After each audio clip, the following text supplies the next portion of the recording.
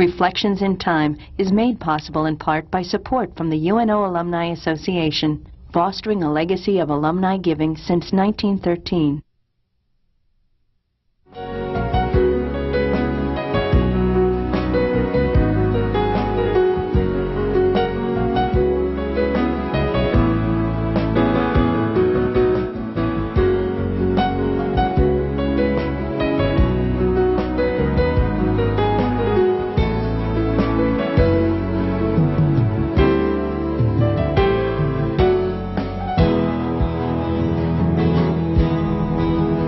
The interview series Reflections in Time was begun by the late Professor Paul Borghi more than 20 years ago. This new series continues Paul's work and is dedicated to his memory. My name is Jack Newton. I'm retired now, but I'm still active as a professor emeritus. I've been on the faculty of UN Omaha since 1960. And I served for 20 years as Dean of the College of Arts and Sciences. I worked closely with Professor Borghi in the development of his original interview series, and I can think of no more fitting tribute to him than to continue this work. We have, as my guest today, Dean John Langan, Dean of the College of Education at UNO, and we're here on a bright October day. The year is 2004, and John, welcome. I'm glad to have you here with me. Thank you, Jack. It's nice to be here. You're a new dean. We'll talk a little bit more about that later, but you did have a year's experience, didn't you, as an interim dean? So you're not entirely new. Not totally new. Right. Let's talk a little bit to begin with about your background.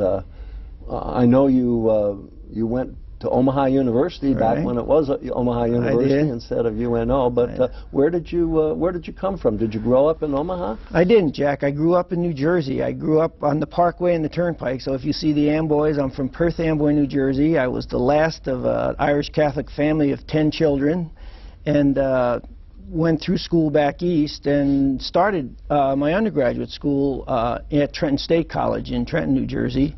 And finances being what they were with that many kids, I decided Uncle Sam should take part in my education, and I enlisted in the Air Force. And through a series of locations, I ended up with my choice of career fields and picked computer programming. So in 1963, I came to Offutt and went through the IBM training schools for computer programming.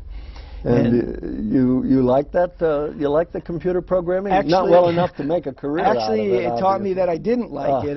The Air Force spent $90,000 on yours truly, and I left that field. And indeed, in 1964, started night school here at UNO. At that time, Omaha University, while I worked on the evening shift at Offutt in the underground.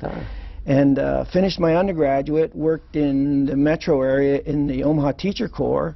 Then went on to my master's degree with Holly Bethel out here at UNO.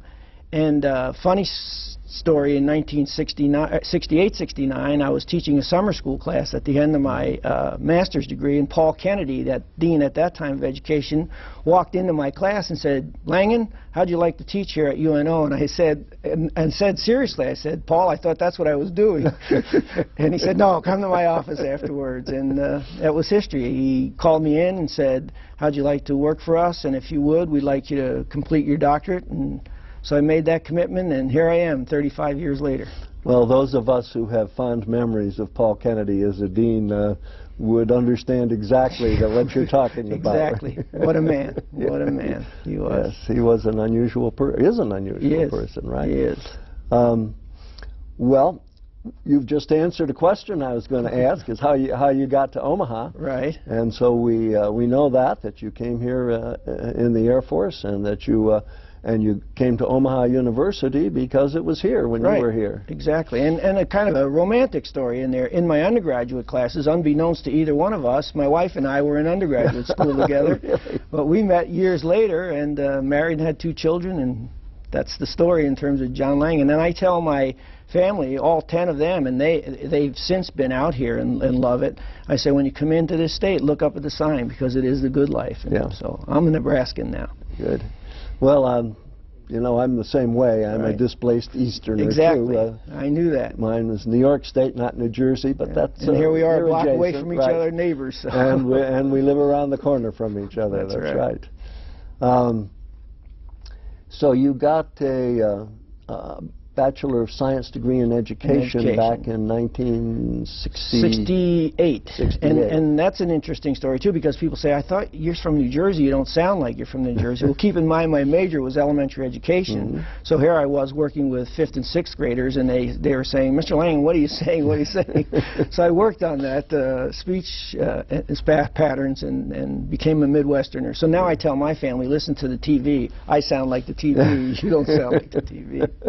Well, how do you do that? How do you change your voice? You really work at it, and I can hearken back to Mary Lichtai at the time, a children's literature professor, who would say, John, it's not quarter, it's quarter. It's not roof or roof, you know, and toity-toit, it's not that, it's 33rd. And so enunciation, I think it's a little bit of a lazy speech back east, in my opinion, but that's it. So. Well, my wife's a Vermonter, and she's gotten over her Vermont accent almost completely. But I know a lot of people who haven't. So that's right. I guess it's in some ways a matter of choice. I think so. Yeah. Well, how did you happen to decide that teacher education was going to be your field? You know, or teaching was going to be. Yeah, and in fact, as I reflected back in kind of thinking about coming here this afternoon or this morning, and I actually always wanted to teach.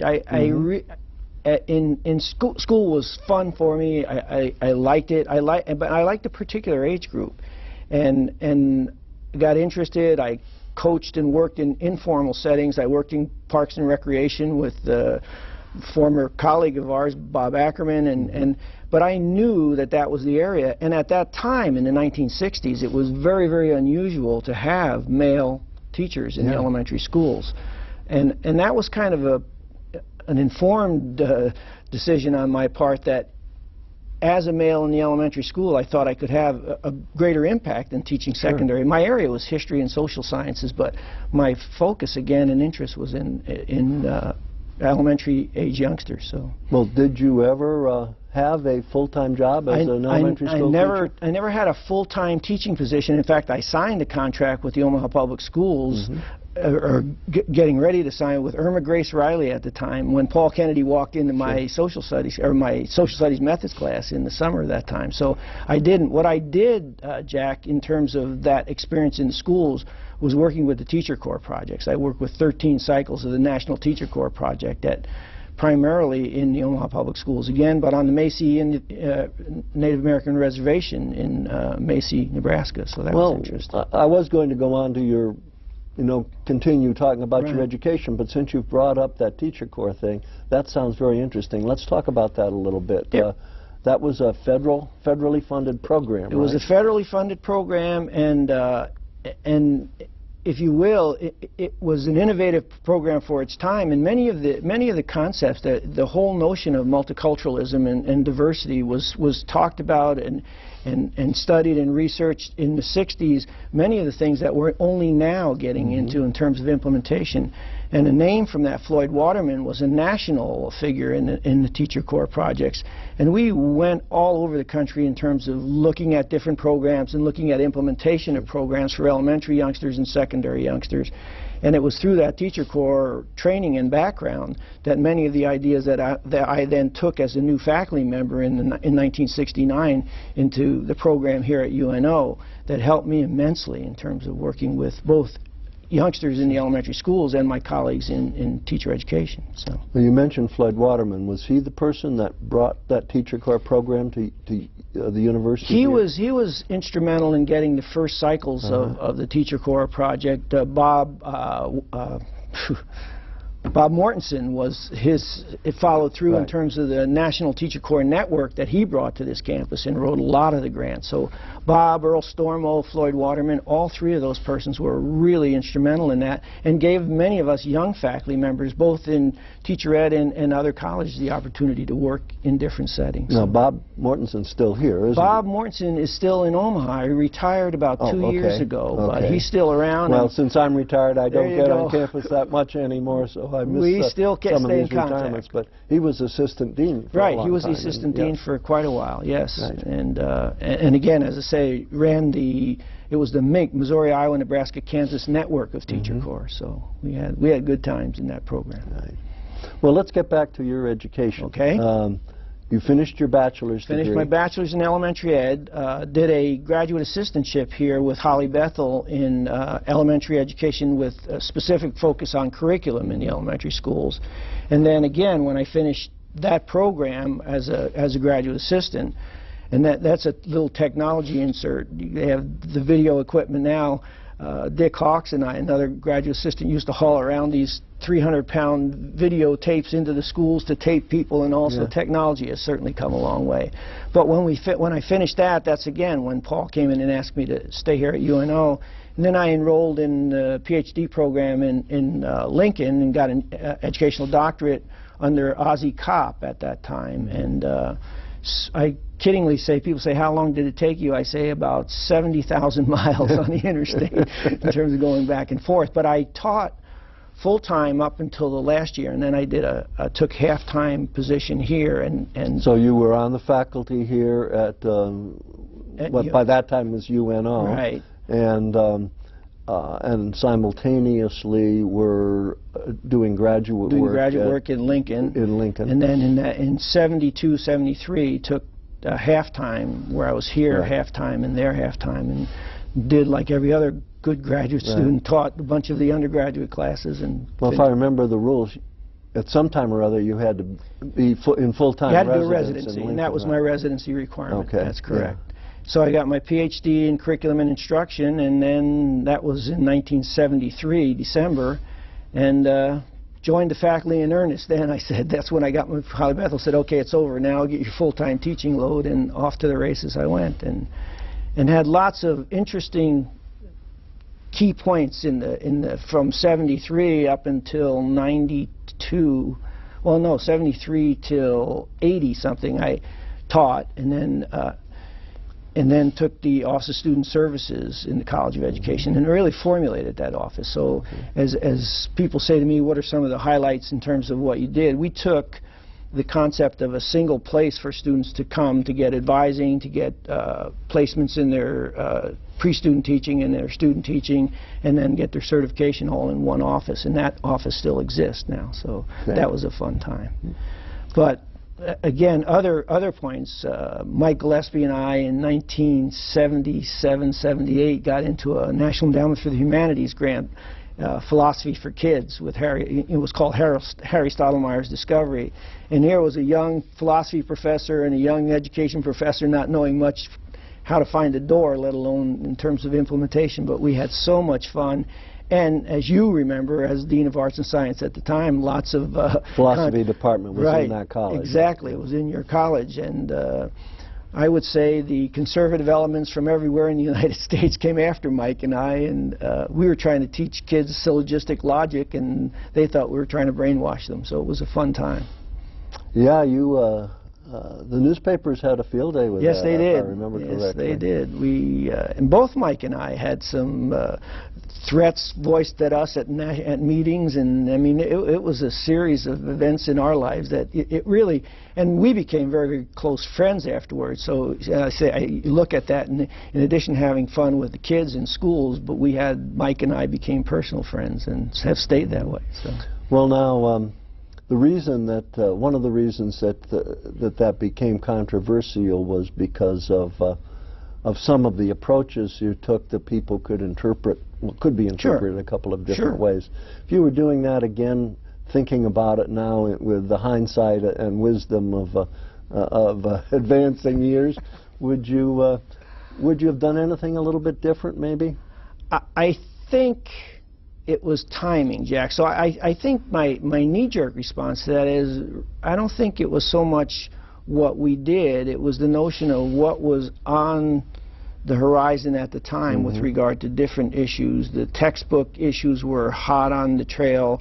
The evolution issue by the Gablers from Texas were in the news all the time. there were elements in this town with regard to the instruction of human growth and development in the schools, and here we walk in with another program that's teaching kids how to think. And I'll never forget, it's now gone, but Ross's Steakhouse, I walked in there. I told Mike this story after time, but I walk in and I'm standing waiting to get a table, and this woman grabbed me by the arm and said, this is the person who's trying to teach our kids how to think. And I thought, wait a minute, would you say that again, lady? So, and it was different. But again, it was people, I think, probably more information about what the program was about and what it was, because when they actually got a copy of the novel, instead of novelette, it was vignettes, it was 16-chapter vignettes, but as they read it, they couldn't find the stuff they thought was in the book. Yeah, so. Well, that's why I asked that question. Yeah. If maybe the approach was such that people had a little different understanding of what you were doing, that might have avoided some of the unpleasantness that came out. But again, it was a great experience. So, well, just to go back briefly to your graduate career in the program at Lincoln. Sure. That grew logically out then of your interest in becoming a faculty member, since you needed that doctoral degree in order to maintain your status as a faculty member. It did, Jack, and it was very nice because I sat with Holly Bethel and talked about what it was that I was going to be doing when I came back as a full-time faculty member at UNO. So she knew my background in terms of undergraduate was in history and in the social history and sociology were my major areas. She talked about working in the social studies methods, but she also talked about curriculum and curriculum development, because she knew my work with the Teacher Corps and she knew my interests in terms of design of things for implementation into the elementary curriculum. So that was the area that I was focused on. So, and Ozzie Kopp was delightful in the sense of saying, I know that you're working at UNO, and so we'll get into this and move from the notion of where you are and where we want you to be when you finish the program. So they were very accommodating. So that worked very well for you then. It did. Was that a lot of work trying to, I mean, it must have been time-consuming, just that, well, as you mentioned, just in the driving back and forth, but to hold on a full-time job and be a full-time graduate student at the same time. It really was, but it's like most things, you look back on it and say, how did you do that? You know, but you're just going like 60, because you work all day, and then I get in the car at 3 o'clock and go down and take back-to-back classes, get back home at 11:30, 12 o'clock at night, and get back up and go back around. But again, in terms of both the people on this end at UNO and the people in Lincoln, they were very, very accommodating. Well, we've talked a little bit about some of the things that you did when you first started in, after you finished your doctoral degree, and when you first started in on the faculty here. We've talked about your work with the Teacher Corps a little bit. Sure. Anything more you want to say about that before we go on? No, I think other than the fact that, again, to this day I use ideas from that. So it's that notion, and maybe I'm looking in the mirror and seeing my dad, but it's you recycle and you come back to things. But that was a valuable experience that I think, you know, some of the things that we did, you know, still to live with me till this day. And the Teacher Corps was oriented toward students. Absolutely. Towards educating future teachers.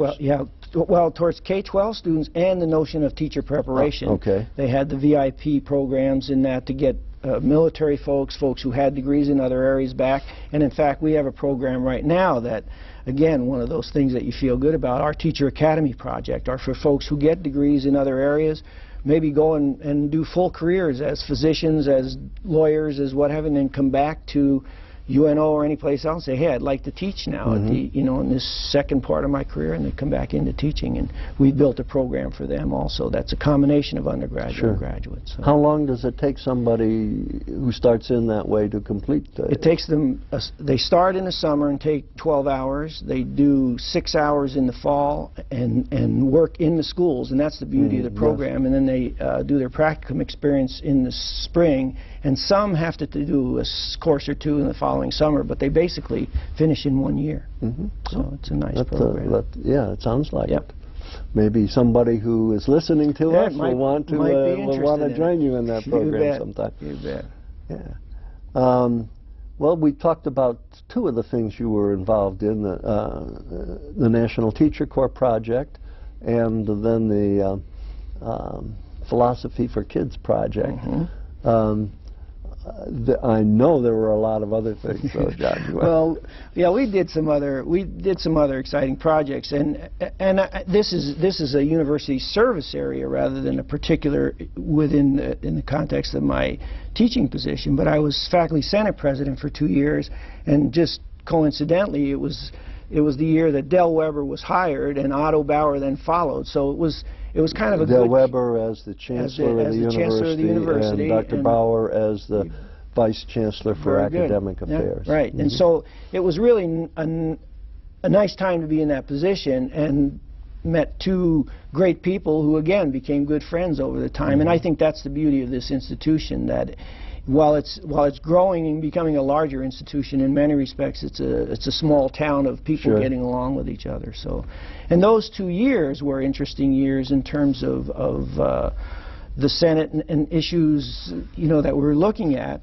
And so again, the notion of outside of the College of Education, and I talk about those folks around that are university type professors as opposed to professors of, and you fill in the blank. And so we really did mix and worked with other people. We had the National Science Foundation projects just lately with Bob Schuster from our geology department, Carol Mitchell from the science ed piece, and Bob Graham from the physics side. And we've had, well, we're on our 7th year in terms of the NSF projects in that area, and have just submitted a tremendous proposal that NSF wasn't smart enough to fund, but we're going to go back after that one too. So we've had lots of collaborative efforts, and Bob Graham and John Langan, just again through personal relationships, started a content pedagogy committee on this campus. And basically what that committee, we have rules that go like this: you can come anytime you want, there's no membership dues, and once you're a member, you're always a member. But it's a forum for folks from the different colleges to sit down and talk about, listen, I have an idea to do X, Y, and Z. Are you interested? Are we interested? And we bring people together. And since then, the university has institutionalized that with the Content Pedagogy Council, where the 5 deans sit with the Vice Chancellor and representatives from the public schools and talk about ideas that bubble up from within, and we get them started. And it's really a great forum for collaboration. So, well, let's talk a little bit more about the university here itself, because you were here. You saw it from a couple of perspectives. You saw it from the perspective of a student. You saw it from the perspective of a graduate student, and later as a faculty member. And what's more, you saw it through a number of transitions. I did. I'm trying to remember when you said you first started taking courses. Was that I started in '64 taking classes. So Dr. Bale was still the president then, and it was Omaha University. Omaha University. Right. Exactly. Any special memories of those days? Well, I remember the field house and registration, as every student from that time did, and we would line up, and the things would curl around, and people had cards, and there was dirt in the field house. Yes, we still had a dirt floor back then. That's exactly right. So I remember that part, the registration part. I think parking was still a problem back then, but perennially. It always has. Although we've solved that in many ways with the parking garage and what have you. And then in terms of classes, we were primarily in what's now Arts and Science Hall. We were in the administration building with most of our classes. Yes, because many of the buildings that exist now did not exist. Absolutely. And then I started as a full-time faculty member in '69 with the transition. So I remember Kirk Naylor talking to us over in at the football field, talking about the merger and what was going to happen. So I watched that transition take place. The merger of Omaha University into the University of Nebraska. Yeah, 1969. Right. So, and so I watched that transition, and then in 1972 they built they built Kaiser Hall. So we moved into Kaiser Hall at the time, and I remember that move and all the excitement and the time capsule that was, you know, buried in front of Kaiser Hall. And I remember most of the stuff that's in there. It'd be fun when they open that to be there. But in any case, that was a big move for us, because it brought us all into one building, save for the health, physical education, and recreation portion of it. So I remember that time, and I remember the Quonset huts. We had physical education methods courses in this round metal building, and Connie Clausen and Sonia had just their in back offices. of what's now Arts and Science Hall. That's exactly right. And Dick Flynn, you remember his efforts to build what is now the HPER building. Yeah, that got sidetracked a couple of times. Several times, but he lobbied and lobbied, and lo and behold, we got a wonderful facility that I see you there, and you know I'm there, so we spend time in, and it's a great place for our students and faculty, so another great place. And so those are the major transitions that I remember. I think in terms of looking back to the teacher training program that I started in as a student, that I worked in as a graduate student, and I talked a little bit about the technology there, but then the programs I started, and I was the instructional technology portion of the students' training was in my methods course, and I think about that now and I go, whoa, because it's, you know, as you know, the technology has just exploded, and our students can do and use technology in so many different venues. So that has changed. Yeah, that must have been a really big change. Tremendous. I remember as a beginning teacher, the mimeograph machines, you get this purple paper and you'd run your copies, and now, you know, they just put it online, print it, change it. And you know, when I did my dissertations, I could only use the cards, and you'd have your bibliography and all that stuff, and you'd type and turn it in, and they'd say change this, and you have to go back to your typist. Now it's just change that type of thing. So well, did any of your Air Force experience with computers help you at all? They didn't. I was during the Fortran era, so everything was in Fortran, and now BASIC and all the language skills. But what it did, ironically, when I started going to night school as an undergraduate, I asked to be put on the night shift out at Offutt in the Underground and move from programming to it was called PCAR, punch card accounting machines, and my typing became just tremendous. So I had tremendous typing skills from the Air Force, but in terms of computers, it did not help. Well, that's a shame. It's too bad you didn't get something more out of that. But computing was still pretty primitive back then. It really, in really the early was. 60s, it was very wasn't different. it? It was very, yes. Yeah. Because I remember back in the 50s, I was doing some things where I worked for General Dynamics, and we were doing a good bit of government work at that time. And well, I remember when we first got compilers. There you are. And, you know, everything was written in machine language before that.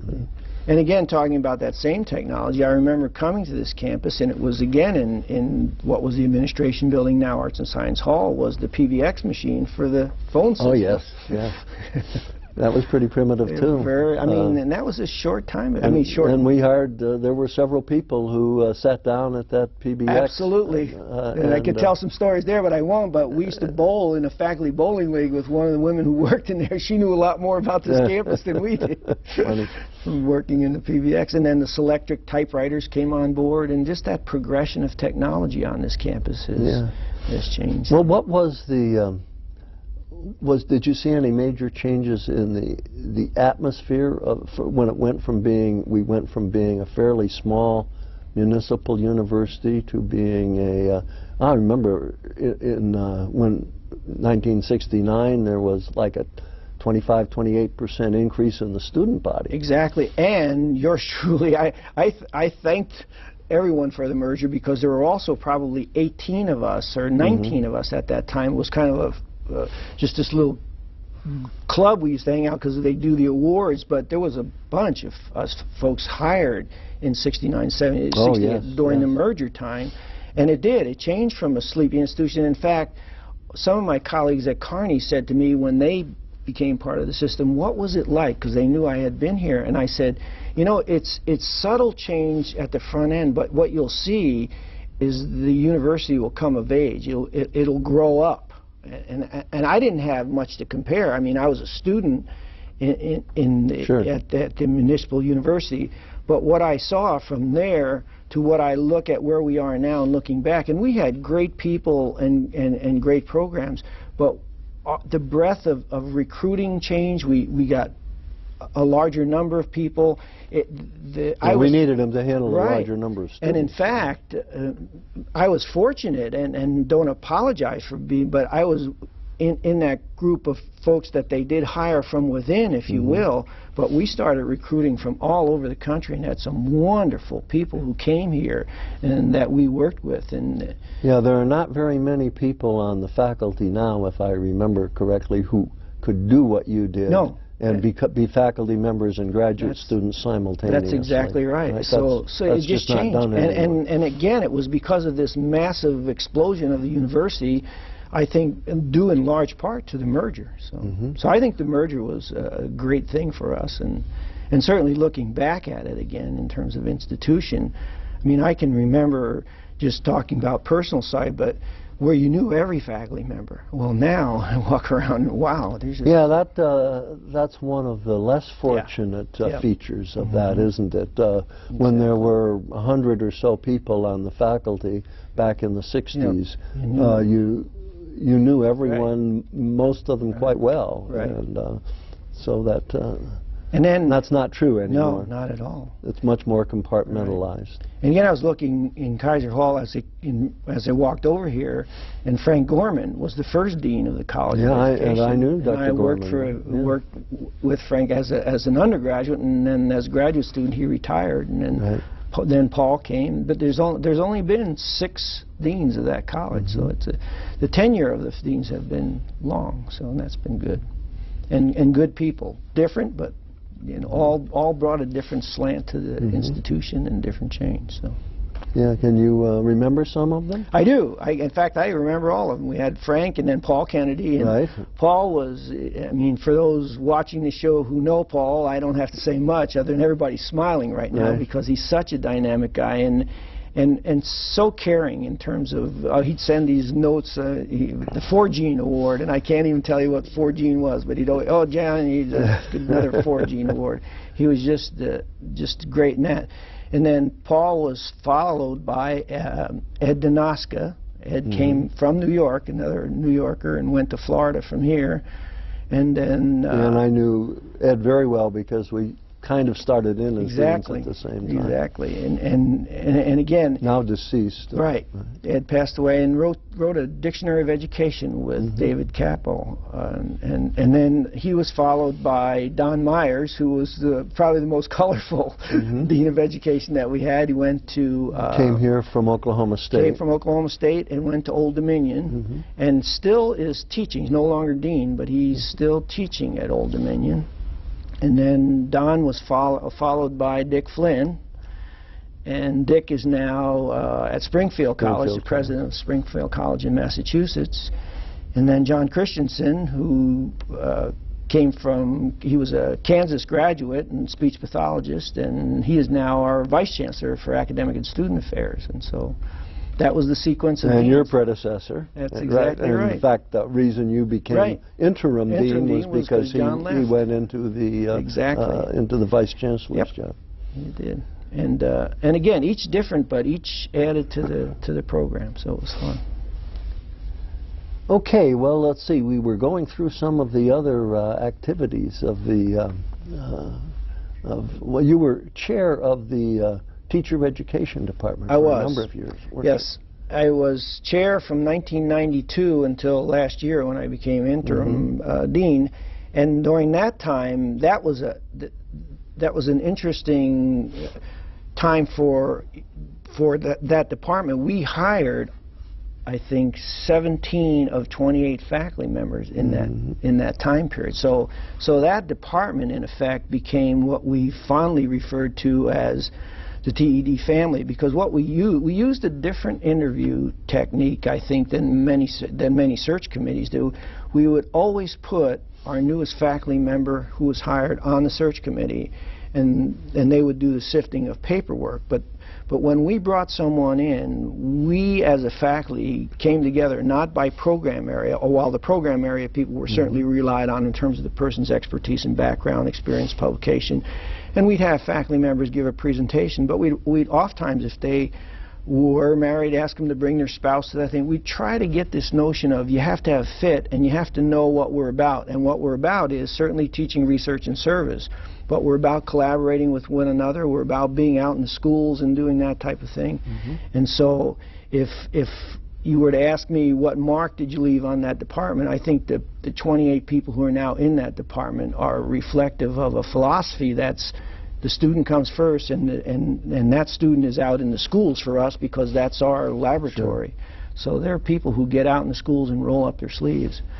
And in that 12-year period, it's also another interesting comment, and I'll make it just because it's just part of me. I'll never forget August 12th of 1992, I walked into that group, and certainly in the years up to that, you know, I've been there a long time, so it wasn't like people didn't know me. I said, listen, you know, some of you I know very well, some of you I don't know very well, and some of you, you know me and I know you, and we don't get along very well, but that's over. That's there, and this is here. And buried a lot of kind of bad memories with some people. It was a good experience for yours truly, because it said, hey, you know, you get into issues instead of people, and you should stay with the issue and not the person. So we healed some wounds, hugged some people, and had some good times as a department.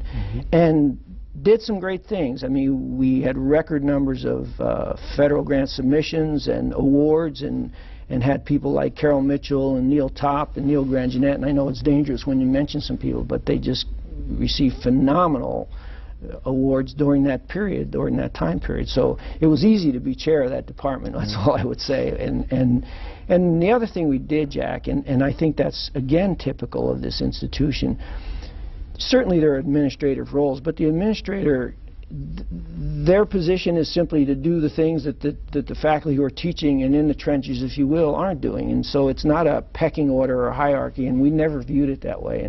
And that's why I think that we've had, this campus has had just such good success. And I've been to a lot of places because I do our national accreditation visits, and you see this close to the vest, I'm not going to share with you, and I'm here, and I'm not doing that, and it just leaves a bad taste in my mouth when it's always nice to come home from those things. So there were, since you hired a lot of people in the 90s, they're still fairly young faculty. They are. And so you're not going through, or I presume you're not going through, the problem that so many departments are, where they hired people in the late 60s, early 70s who are now getting ready for retirement, and there's a huge turnover in their departments. We were in front of that curve. In fact, I said, Jim Maynard, who was the research person years ago, said to me one day, institutional research, he said, Langan, do you know that you were the youngest person on this campus in 1969? I said, yeah, and now I'm the oldest one in the College of Education.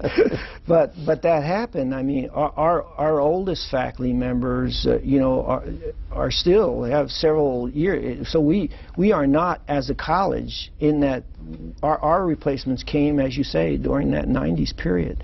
So we have a young faculty, so to speak, in terms of looking at it now versus years ago. And the nice part is, even now, I call them our experience-rich faculty, because they are still young faculty members by any definition, are still going like 60, and they're great collaborators for the new faculty that we're bringing on board.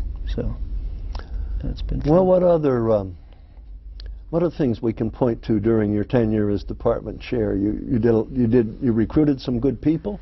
Did you change your emphasis at all, or add things to your departmental emphasis in terms of the department's curriculum, in terms of what sorts of specialties people had? We did, and we did. In fact, I remember conversations you and I had in different, you were the dean, I was a faculty member on committees, but we had our elementary ed program looked at very closely.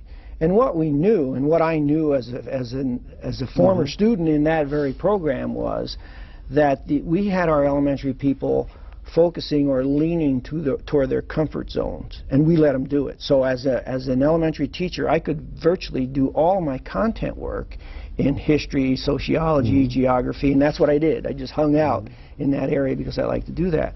Well, you know, and I know, and the public watching knows, that elementary teachers are responsible for math, social studies, science, reading, language arts, etc. So we reconfigured the elementary major during my tenure and said that we were going to have all of our elementary teachers take more science, more mathematics, and distribute their content just as they do their teaching, having to teach all of those areas, that they would take specific coursework in those areas, and we focused their majors into areas that we thought were weaknesses in the program. And that was well received by the schools in the sense of their focus trying to increase math and science scores and what have you. So that was a shift. And then the whole education sequence we standardized. And let me for a minute talk about that. We have a large number, so we have 1,100 undergraduate students, and all of our students, all of our teacher candidates take a 5-course sequence. And we have 5 sections of each of that. Sure. And what we had early on in my tenure as chair was certainly sections being taught, but taught like this, you know, depending on the instructor. And we standardized a lot of that and tried to say, hey, there are certain things we're expecting of all of our students that they'll be able to know, do, and perform with. And so we worked even with our adjunct faculty, and as you know, our campus has had traditionally a significant number of adjuncts teaching. We put the adjuncts with the teaching teams and bring them together, and they talk and meet and standardize those courses. So we are getting at the same objectives for every section, and it's not different depending on which section you're on. So I would say it's a standardization of the curriculum delivery that we got, and not, you know, academic freedom. And I heard all those at the front end when we talked about that. Faculty still had differences in terms of delivery and all, but they got at specific objectives, and we stayed with them. And that was not a John Langan idea. Our national accreditation shifted from input to outputs. What are your students able to do when they're finished with their program? So it gave us the tools to go in and do that. So that was another opportunity. And one, Jack, that I think, in looking back at it, probably is as significant as any. We started a minority intern program. And what that is, it's a program to recruit minority students into teaching, and it gives them, it's in cooperation with the Omaha Public Schools, and it gives those students placement in the schools and a mentor from the school district as well as one from the university. And they go through our regular program, meet all the same expectations as every student, but we've grown. I can remember Jim Ramirez and Becky Schnabel and I in the, well, it must have been, well, it was 92, 90, it was earlier than that, meeting to talk about that, and we had 4 or 5 interns. We now have 35 and 40 students in that program. So we increased the number of minority students from the school districts coming into teaching, and so that was another good. And I mentioned the Teacher Academy project, which is getting people with degrees coming back. So most of it has been, in terms of those programs, have been responses to what are the school districts in the area. And you know about our educational consortium. MOAC is the 7 school districts and the university. And so we're sensitive to what are they asking for, what are they looking for, and we try to respond to it. Somewhat related to that is a program that I haven't heard about for a while because I've been retired. Sure. But I know that your college did a bit with it, and that is the recruitment and encouragement of minority faculty members. Right. Where, remember, we said just a few minutes ago that it would be pretty hard for a person to do what you did and be working on the faculty and being a graduate student at the same time. But we did, didn't we, set up a program for to encourage minority faculty by letting talented people become faculty members and then actually giving them time to become graduate students. Absolutely. I'm glad you mentioned it. And again, that originated from the university level and was made available to the colleges. We now call it the Special Faculty Development Program. It used to be called the Minority Faculty Development Program. And our department hired 4 people in that program. Our college hired 7 people in that program. And again, I'll use an example. Carol Mitchell, science coordinator for the Omaha Public Schools, African-American female scientist, thinking about going into higher education. We visit with her, talk to her about it, bring her to the university, have her work on a degree and work in the classroom at the same time. Willie Austin, another example, and this is the growth of that program. After 4 or 5 folks coming in, we recruited Willie Austin, who happened to be a trailing spouse but was minority from New York. we said, Willie, would you be interested in the program? But we said, would you be willing to go to another institution? Because we didn't want to keep putting people through and again getting on. And Willie did the same thing in terms of the program of teaching and going to school, but he drove all the way up to South Dakota, up to Vermilion, to get the degree. And again, that's given us just the firepower of minority faculty. And what that does, no secret, we've recruited additional minority students because they have role models and people they identify with. So it's been a tremendous program for the university. And the university supports it also in the sense that they provide monies for the hire once you get. Now you have to have a line and you have to have some dollars to put on that line, but the university reinforces that. So it's been a great boon for us. And you actually give people the time to be a student, graduate student. Right, they are. And that's a little different than what you did, but yeah. But again, it pays threefold in terms of the retention, and we've had, as I say, we have 5 people right now actively on campus in our college that wouldn't have been there otherwise. So it's been a great program. So that works pretty well. Yes, it does. Good. Yes, it does. You know, you were talking about a few minutes ago about some of the changes that were instituted, and the idea of broadening this undergraduate students' background in there. Right. That sounds like something that I've been an advocate for a long time. That's what I said. And but I had a theory, and I haven't been able to sell it too extensively, and that is that in our elementary schools particularly, that we're not just teaching subject matter, we're teaching attitudes. Absolutely. And if the teacher's attitude often gets transferred to the students. So if you have a teacher who is not comfortable with math and science, and then you end up with students who aren't comfortable with it. You know, I've had people from your college who have said to me, well, why would our students have to have a lot of mathematics? And they don't have to teach that in 3rd grade.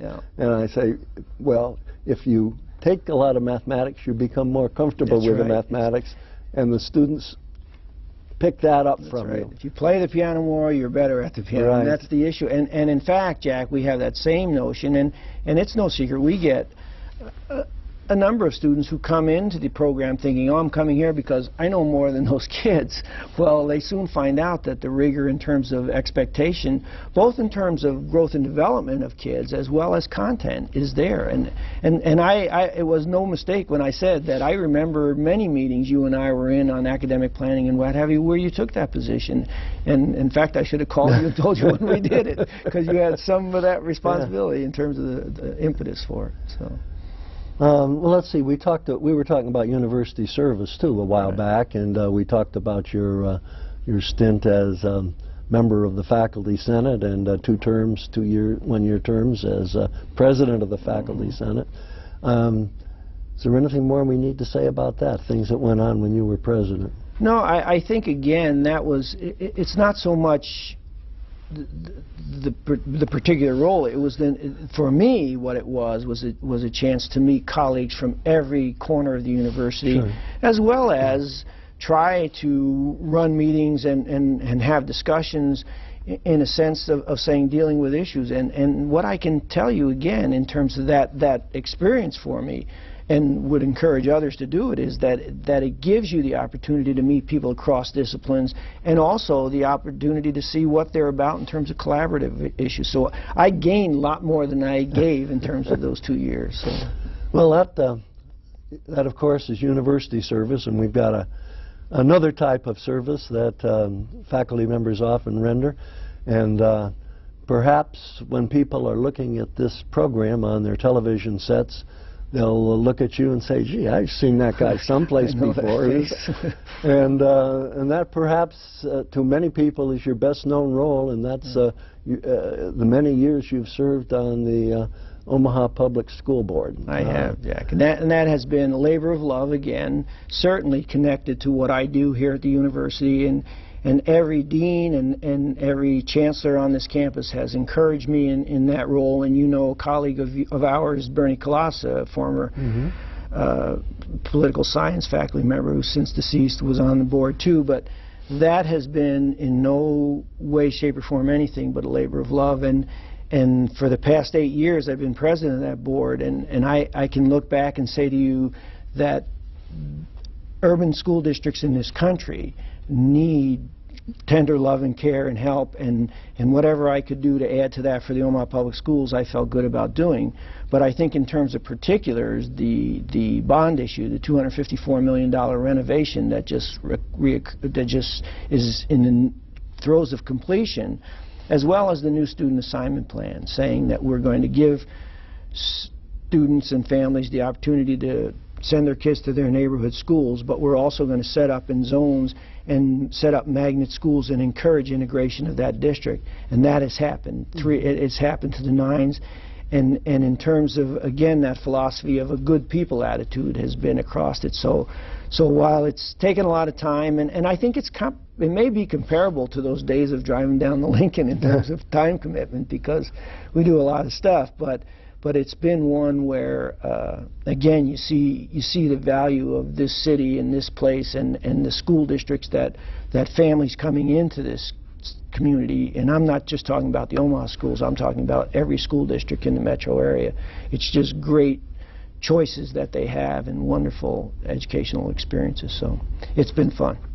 Yeah, well, as you say, it sure must take a lot of your time. It's amazing. It is an amazing amount of time. But again, and again, I look at it, and it's like my running. I mean, I'm a runner, but I run at noon. I see people get up at 4 o'clock in the morning and run and come home from a day's labor and run. In terms of the school board issues, much of it occurs during the day, and I have colleagues who are on that board who take time from their work schedule, and they're hourly workers and lose. So I admire them more than me. I mean, mine works and fits with what I do and certainly enhances my role, I think, at this university. But it's a labor of love, and I would encourage people looking out there, if you've ever thought about it, and try it, because you'll feel good about it, and you know, you'll get a lot of reward from in here. So. Well, you've been involved in a number of controversial things, too, in that program. Did your experience years ago with the Philosophy for Kids controversies, was that good preparation for being a school board member? Bingo, bingo, Jack. In fact, my wife Carol says to, you know, people come up to us and say, oh, I feel so sorry for your husband. He has to put up with all that controversy. She says, leave him alone. He loves every second of it. And you're exactly right. You know, we had and it's like having enough math, having enough science, having enough piano, having enough controversy in your life. You get used to it, and you're better at it too. Better at it in the sense of not being negative to the person, but being, you know, staying steadfast on the position and saying, hey, you can attack my position, but you can't attack me. What I'm saying is what I believe is in the best interest in this of kids or what have you. And I've had some interesting discussions and controversies over the years, and people are most passionate about their own children, and that's the thing you learn quickly as a board member when you set a limit on how far the bus will go to pick up a youngster, and that person's 0.006 miles away from the limit, and you're saying no, and you say, listen, it's not about you specifically, it's about 46,000 youngsters, and we're trying to make decisions, and it's all about a program that's equitable but has standards so we can control. But Harry Stottlemyre, thank goodness, and I think of Mike Gillespie more than once when I'm in there being lambasted, but it's fun. Well, what can you think of one or two of the more memorable issues that have come before you as a member of the school board? I think I'm going to give you one that you may not think would be that memorable, but I think it's a capsule of our professional staffs in the schools. We had a secondary principal take a position for the seniors on skip day that don't skip. If you skip, you're going to take your exam. They have a way of being exonerated from exam. You're going to take exams with the regular time period. And lo and behold, youngsters skip. The school board room that next Monday was inundated with parents coming after me. You know, and they got really raucous and started specifically mentioning the building principal, and I said, stop. I just said, and I'll never forget it, because I thought, whoa, what am I going to say now? But I said, stop. I said, you know, you're here for your children. I understand that.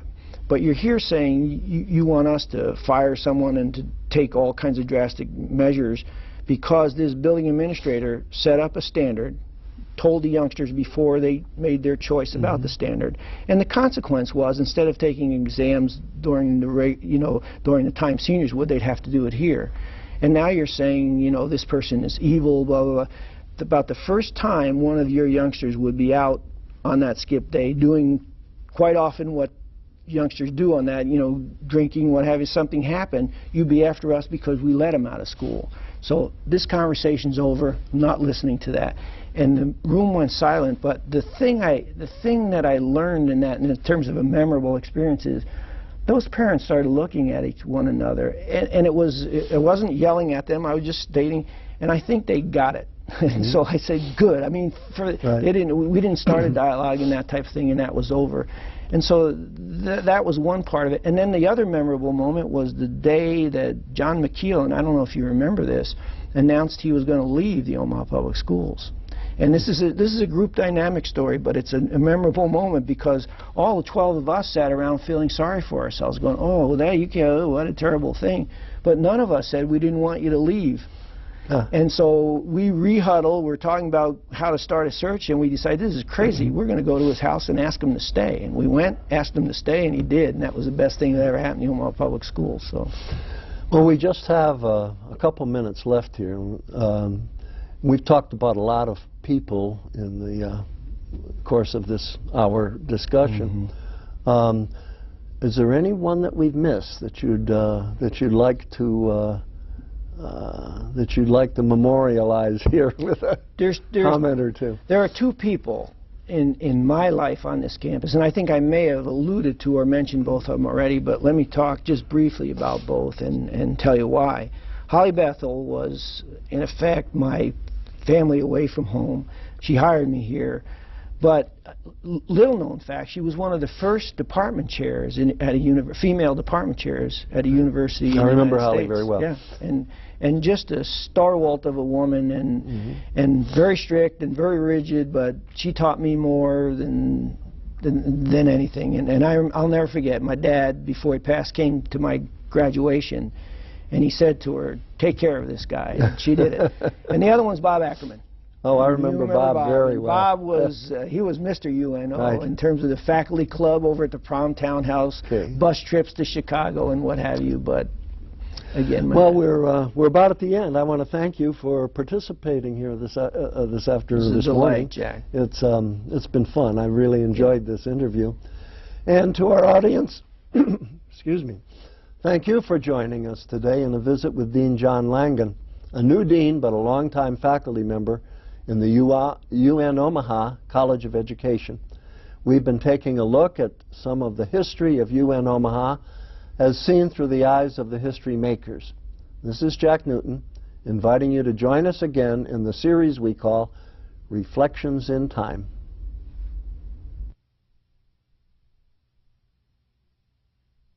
Reflections in Time is made possible in part by support from the UNO Alumni Association, fostering a legacy of alumni giving since 1913.